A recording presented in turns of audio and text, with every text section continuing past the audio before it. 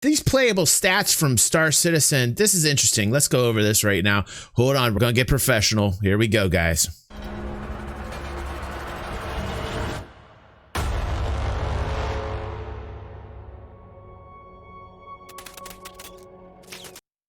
All right, look here. We got the playable stats. This I thought was really interesting that Cloud Imperium put this information together. I think there is a lot more playtime in regards to Star Citizen. People like the retention rate. People playing the game and logging back in over and over and over and over again was something that didn't happen on the regular prior to 3.4-ish. I mean, 3.4 to 3.6 was kind of slow. There was a lot of sluggish points. 3.4 was better than 3.5 and 3.6 in my opinion. But this is interesting to me to see the amount of people, the amount of time being put into playing the game by a large amount of people. You can see here 559,523,000 minutes of total playtime in 2019. Very, very cool. Very cool. Percentage of time at in-game locations was also neat, that they could actually tell the areas that gamers populated. And when it comes to cities and stations, it looks like Area 18 on ArcCorp was number one at 31.33% of gamer population being there in the year of 2019, which is really cool. I mean, this is really cool information to look at here. Planets, asteroids, and moons. Hurston, that makes sense. It makes sense that Hurston is at 27.69% population. So, you know, Hurston, Lorville, a lot of people are spending time there. Yala next. So this is really kind of cool information. It makes sense that the most flown ship in 2019 was the RSI Aurora, because everybody's got a starter package. And then the next is the Drake Cutlass, which just goes to show you that people will be willing to spend a bit more cash to get a ship that they like the looks of, which again speaks volumes towards the success of the game, is ship design. Like, a lot of people don't get the fact that the reason why I think that Star Citizen is so goddamn successful is the model that they have. It's a damned if you do, damned if you don't scenario, right? On one hand, some people will say, I'm getting tired of the repetition of the ship sales. But on the other hand, it's the same kind of ship sale that they're introducing, new ship that keeps the game afloat. One of now, it used to be a rarity to see a game being backed by fans. In fact, Star Citizen being one of the very first where you saw fans backing the game. And now you see a lot of other people trying to kind of replicate what Cloud Imperium is doing. In terms of, you know, having fans fund their game for them. But I think the reason why Star Citizen and Cloud Imperium is going to be successful, whereas a lot of other companies are going to have a hard time being purely fan funded, is this model right here. And it's really interesting to me to see what's going to happen with rented ships.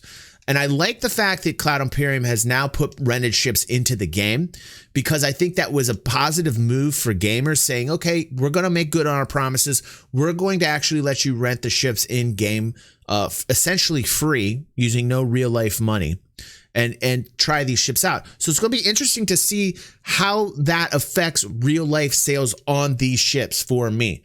And like I said, I will be keeping tabs on the amounts as we go forward to see if, in fact, introducing rentable shops where you can rent these ships is going to affect the income or the revenue positively in real life in regards to ship sales, or negatively. So that's something that I think is interesting. Third most flown ship, the Constellation, the Connie, the Andromeda. So that's really like people are willing to spend quite a bit of money in the game.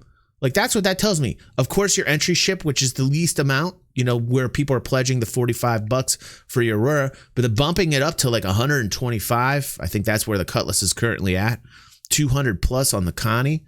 And seeing that these three ships are the most flown in the game kind of give you an idea, you know, the amount of money that people are willing to spend, which I think is a very interesting kind of peek into the data, into the stats, what's going on.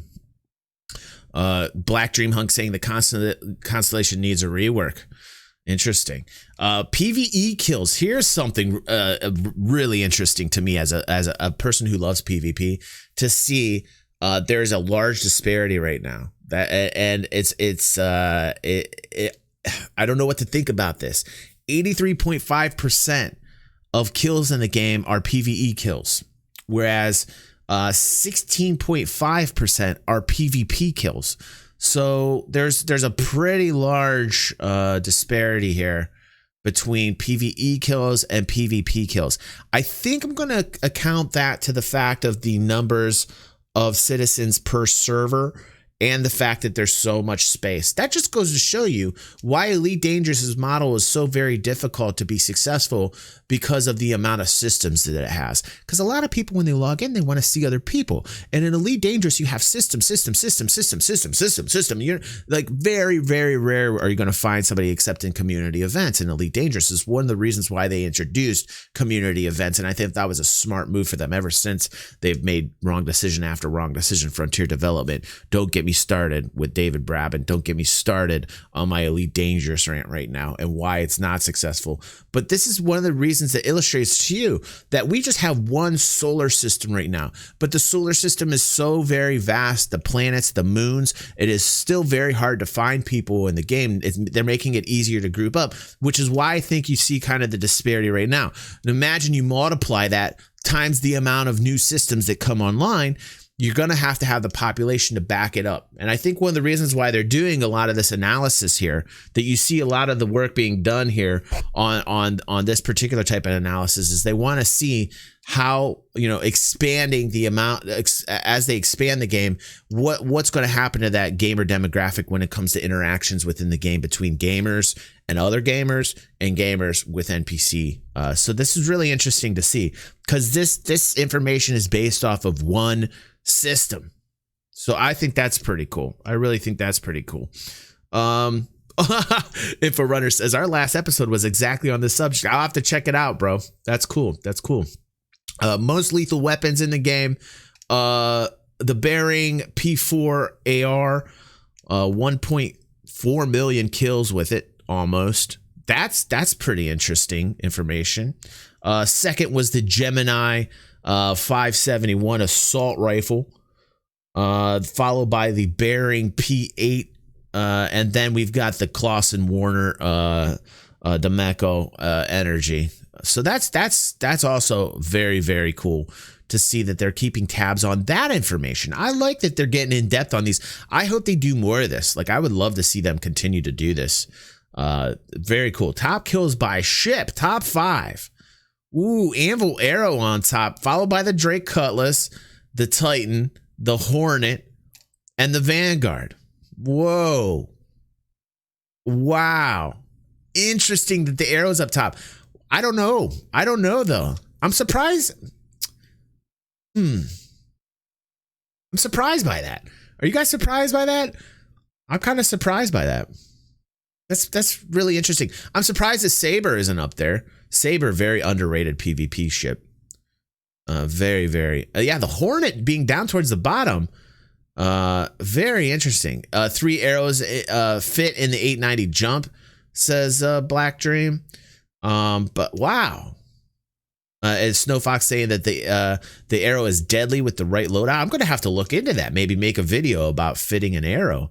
That is really, really interesting information. What's up, what? Welcome to the family, dude. Welcome to the family, man. Unique players this month. Top 20 countries. Well, I'd be surprised to see if the United States wasn't first. It looks like it is. United States is first. Probably UK second, right? Oh, no. Germany. Germany is second. Wow. That's interesting. France is third. France is third. UK, where's the UK at? UK is fourth. Wow. Wow, UK coming in fourth. Honestly, I really thought it was going to be United States first, UK second. Germans love space sims, says Chris. Germans love the space sims. That's really, really, really interesting data right there. I would have expected the UK to have been in second. Like, that's crazy that Germany and France beat out the UK. Oh my goodness. Wow. I don't know why you say this data is bullshit. They're pulling it from their servers directly from Cloud Imperium, Bob. I'm not quite sure why he's... Okay. All right. Well, we'll end the video on that note. Thanks for watching, everybody. I appreciate you watching. Please comment down below, and I will see you guys